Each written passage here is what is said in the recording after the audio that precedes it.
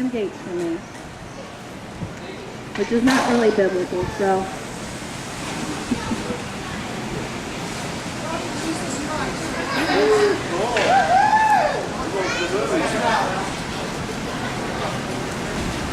So please give it some consideration. Measure your life now. Take out the Bible and measure your life now. Find out, are you good enough to get to heaven? Are you yourself good enough to get to heaven? Don't just think, oh yes I am. I believe that I am. I do good things. Whenever a neighbor needs help, whenever somebody needs something, I'm there. I help them out. It's not going to matter. It doesn't matter how much money you get to the Salvation Army during the Christmas shopping season. It doesn't matter that you gave a homeless person a couple of dollars. It doesn't matter that you went over and helped your neighbor and mowed her lawn for her while she had a broken arm, or whatever you do. All those good things, they're good things to do. They're nice things to do. They're wonderful things to do, and actually we should do them.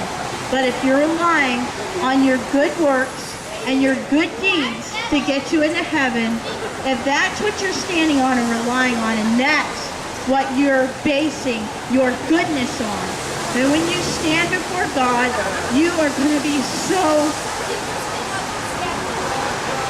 startlingly surprised.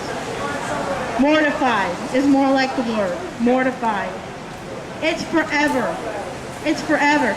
Nobody. I have asked so many people this question. I have yet to have one taker on this. I've asked many people that say, well, they're not worried about going to hell. They're not worried about it. So I'll ask them to take a lighter out and hold it up to their hand for 5 minutes. Nobody will do that yet. Now that's just 5 minutes with a little big lighter on your hand.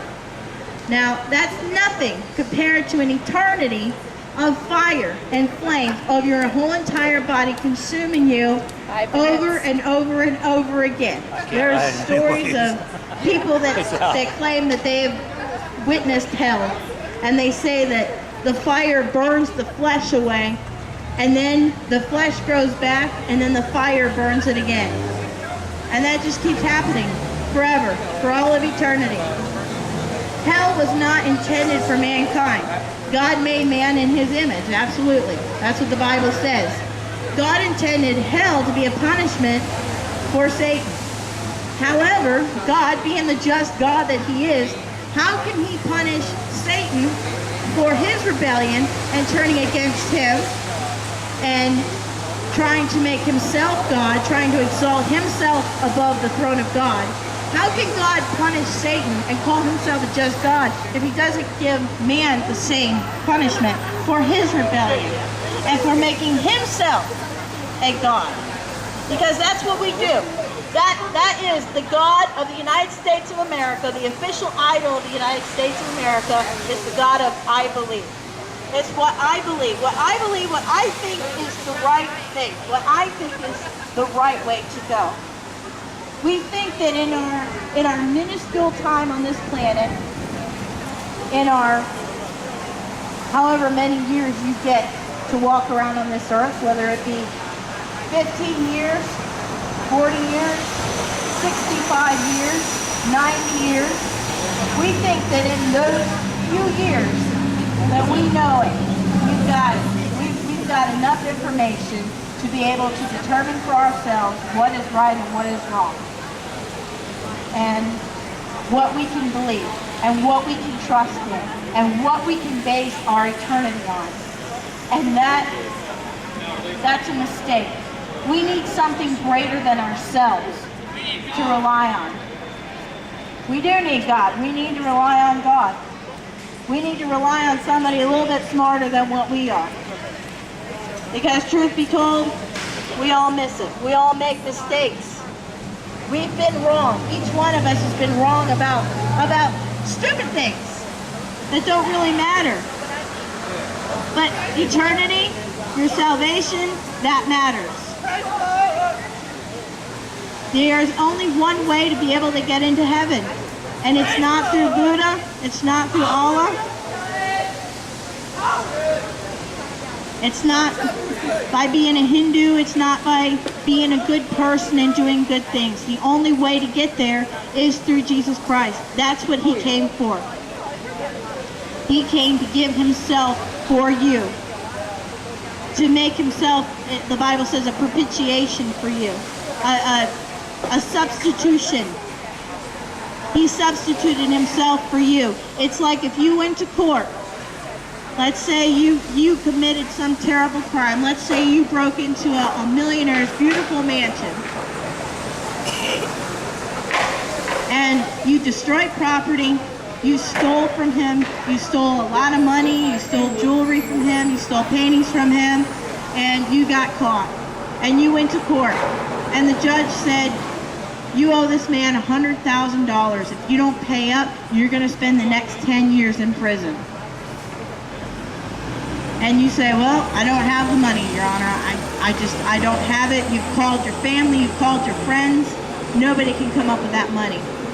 You're going to spend the next 10 years in prison. But then a man walks into the courtroom, writes a check, and gives it to the judge and says, here, I want to go ahead and pay this fine for this person.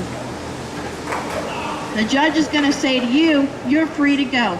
Not because you're sorry about what you did. Not because he's bent the law for you or anything like that. The only reason you would be free to go in our little parable is because somebody paid the penalty for the crime that you committed.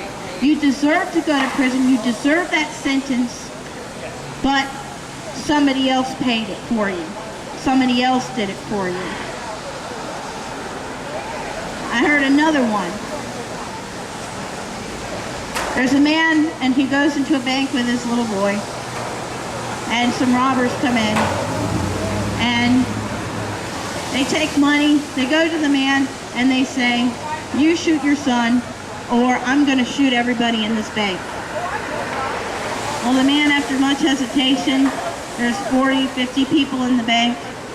He goes ahead and he does what he's asked to do. Very hard decision, but in order to save the many, he sacrifices his one son. The men leave the bank, the police come, all of these people walk out. 2 people come up and they thank him. The rest of the people walk out of the bank without even a word. That man saved their lives by what he did, but they don't really care. They're ready to go on with their lives.